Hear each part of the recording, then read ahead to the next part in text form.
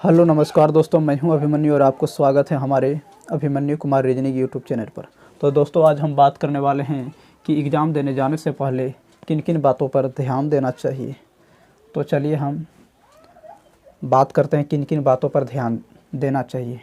तो वीडियो में आगे बढ़ने से पहले मैं आपसे कहना चाहूँगा कि आप अगर यदि मेरे वीडियो में नए हैं तो एक लाइक ज़रूर कर दें और चैनल पर नए हैं तो सब्सक्राइब ज़रूर करें। और जो पुराने हैं वो तो सब्सक्राइब कर ही चुके हैं, उनको मेरी तरफ़ से धन्यवाद। और चलिए हम इसके बारे में बताने वाले हैं। तो दोस्तों, एग्ज़ाम देने जाने से पहले आपको एडमिट कार्ड का ध्यान अवश्य देना चाहिए, क्योंकि सबसे मेन एडमिट कार्ड होता है। तो आप एग्ज़ाम देने जाने से पहले एडमिट कार्ड लेकर ही जाएं।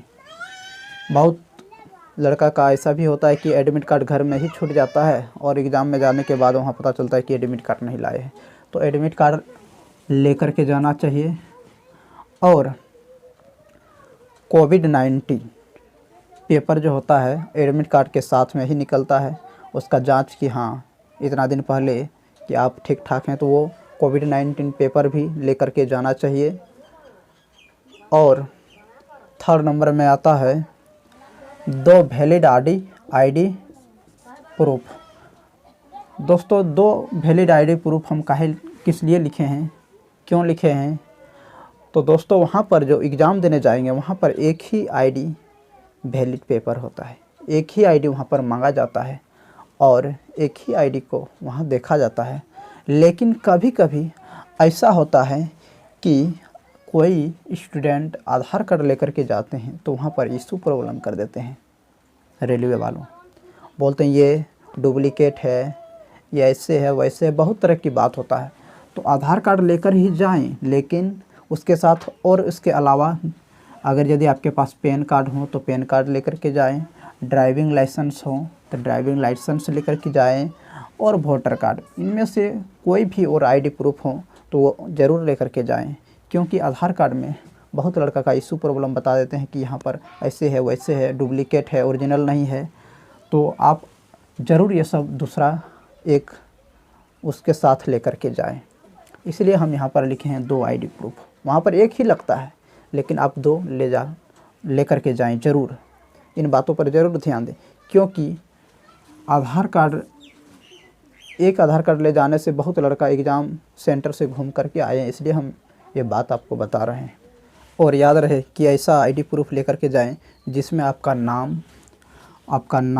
Date of birth, father's name, दोनों का स्पेलिंग मैच होना चाहिए एडमिट कार्ड।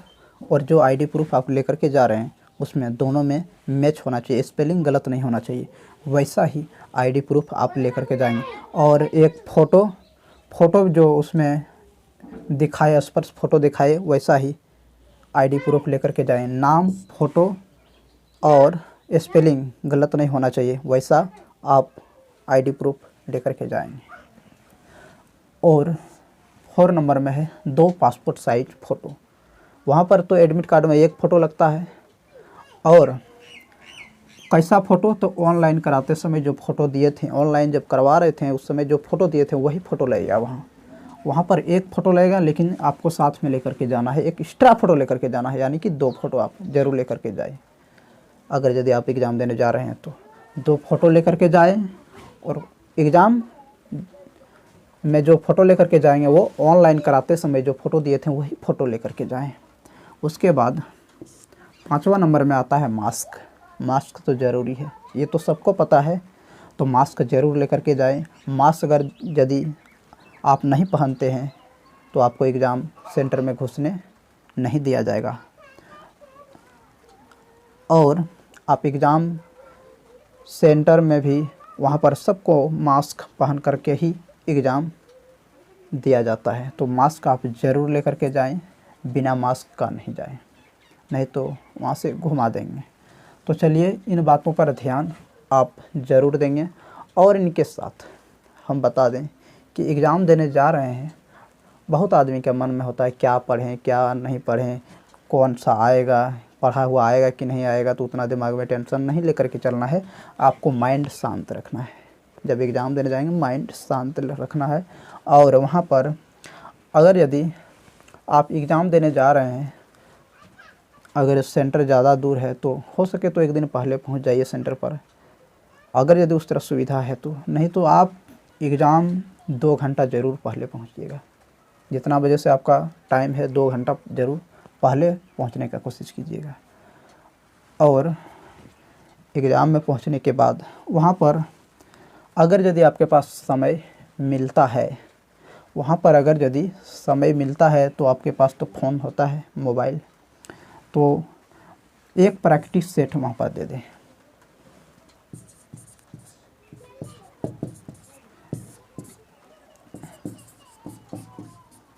एक प्रैक्टिस सेट वहाँ पर दे दें। उसमें देने से होता है कि दिमाग हल्का हो जाएगा, थोड़ा दिमाग हल्का हो जाएगा। और ज़रूर करें जितना हो सके आपको, 100 में जितना हो रहा है, 80 90 जितना हो रहा है उतने करना है। ये नहीं कि तुक्का मार दें, इस तरह नहीं करना है। प्रैक्टिस सेट एक ज़रूर दें। उसके बाद आप स्क्वायर आपको 15 तक तो आना ही चाहिए। स्क्वायर एक बार लिख ले कॉपी में। क्यूब भी एक बार लिख लें, कम से कम 30 तक क्यूब, स्क्वायर, क्यूब, ये आपको लिख लेना चाहिए। और प्रैक्टिस सेट अवश्य दें। अगर यदि आपके पास समय है तो उसके बाद एग्ज़ाम हॉल में प्रवेश करें। एग्ज़ाम हॉल में जाने के बाद भी आप जब आपका बायोमेट्रिक होगा, आपका फ़ोटो लिया जाएगा, वहाँ पर बहुत प्रकार का वहाँ पर होता है। आपको लैब मिलेगा कि किस सीट में बैठना है। उतना होने के बाद आप जब बैठेंगे सीट पर, तो वहाँ पर आपको शांत दिमाग से बैठना है, दिमाग को शांत करके। और बैठने के बाद वहाँ पर भी सुविधा होती है। अगर यदि आपको पानी प्यास लगे और कुछ बाथरूम का भी सुविधा होता है, वहाँ टॉयलेट है, आप जा सकते हैं। और आप शांत दिमाग से जब आपका क्वेश्चन आएगा, पूरा शांत माइंड से क्वेश्चन को सॉल्व करना चाहिए। आप क्वेश्चन को किस आधार पर सॉल्व करना चाहिए, क्योंकि क्वेश्चन रहता है 100 क्वेश्चन रहता है। तो उसमें आप जान रहे हैं कि इस बार जो 2019 में जो वैकेंसी निकली थी, जो अभी एग्ज़ाम हो रहा है 2021 में, तो इसमें 50% लड़का एग्ज़ाम दे रहे हैं। 50% से कुछ 1-2% कम ही, तो लेकर के चलिए कि 50% लड़का ही एग्ज़ाम दे रहे हैं। तो आपको ध्यान में रखते हुए उसी तरह का स्कोर करना है, क्योंकि अब की बार कट ऑफ लो होने वाला है।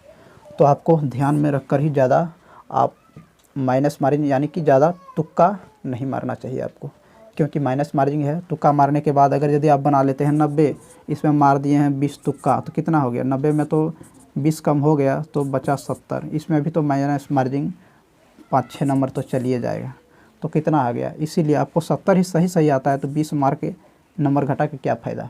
70 से 75 आप कर रहे हैं तो बहुत अच्छा है। आप किसी भी कैटेगरी का है तो आप CBT 1 पास हो जाएंगे। तो आपको शॉर्ट में बता दिए कि इन बातों पर ध्यान देना चाहिए। ज़्यादा तुक्का मारने का कोशिश नहीं कीजिएगा।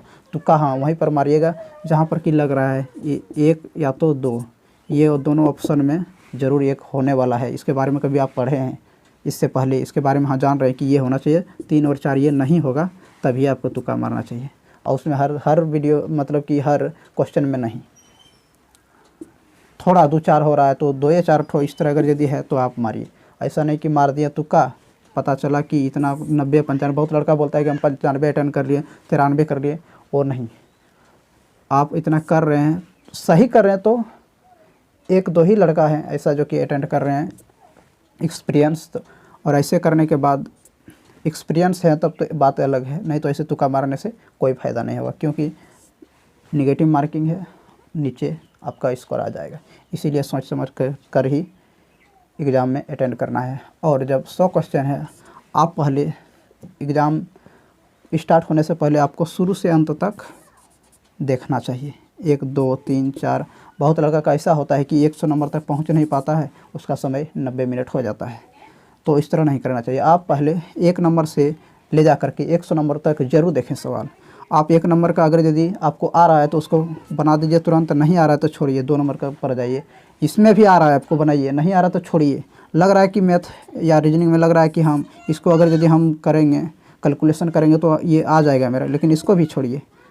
अगर यदि वहाँ पर एक मिलता है रफ करने के लिए, आप जितना नंबर का उस तरह लग रहा है, जैसे 10 नंबर का लग रहा है कि हम ये बना लेंगे, तो उसको 10 नंबर लिख करके साइड में छोड़ दीजिए और फिर आगे बढ़िए। इस तरह बढ़ने के बाद, क्योंकि रीजनिंग मैथ उसके बाद जीके जीएस जनरल अवेयरनेस रहता है, तो उसमें आप जाइए, क्योंकि वो तो आप देखेंगे, अगर यदि आप जानते हैं तो वो अटैम्प्ट कर लेंगे।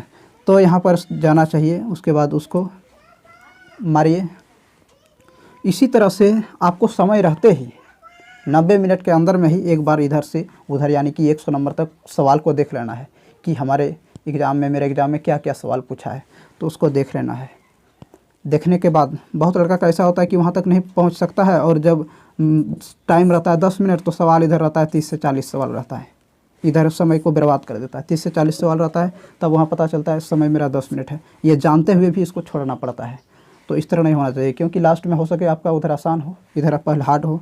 तो इसलिए आपको 1 से 100 तक अटेंड करना चाहिए कि मेरे एग्ज़ाम में कौन सा क्वेश्चन आया। इन बातों पर ज़रूर ध्यान देना चाहिए, फिर छोटा हुआ सवाल को सॉल्व करना चाहिए। तो चलिए दोस्तों, आपको ये वीडियो अच्छा लगा होगा, हम आशा करते हैं। और चैनल पर आप नए हैं तो चैनल को सब्सक्राइब करें और बेल आइकन को प्रेस कर दें, ताकि हम इसी प्रकार का और railway, group D, RRC, group D, NTPC के बारे में, एमटीएस के बारे में जो भी हम पढ़ाने वाले हैं उसका नोटिफिकेशन आपके पास आ सके।